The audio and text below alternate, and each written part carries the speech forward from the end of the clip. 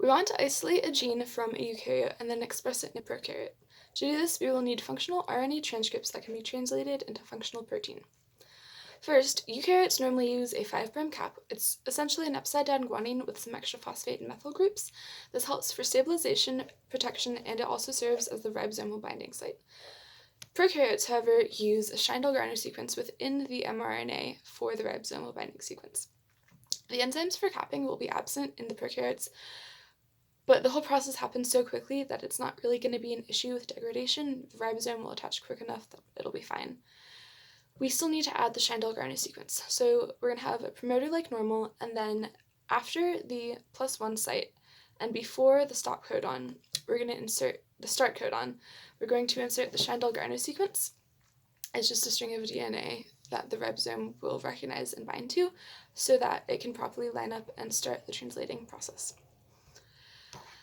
For the gene itself, eukaryotes normally have introns and extrons as part of the whole gene that gets transcribed, and then afterwards it's spliced and stuck together as needed for it to be translated. Prokaryotes don't actually have the mechanisms for this to happen, so we will have to do that ourselves before we insert it into the prokaryote. Finally, for the whole process to end, or for transcription to end, eukaryotic genes have consensus sequences for route 1 to attach to end the transcription. Prokaryotes use either row or row independent mechanisms. So if we used row dependent, then that would be based on whether or not the prokaryote in question does that regularly. If it does, the row is an enzyme that will attach to the one end of the mRNA that's being made, and it'll ride it up until it gets to the point of contact with all of the polymerase, and the RNA polymerase with the DNA, and it'll essentially kick the RNA polymerase off and the molecule will fall off from the DNA. If we use row independent, that's something we would personally have to take care of planning.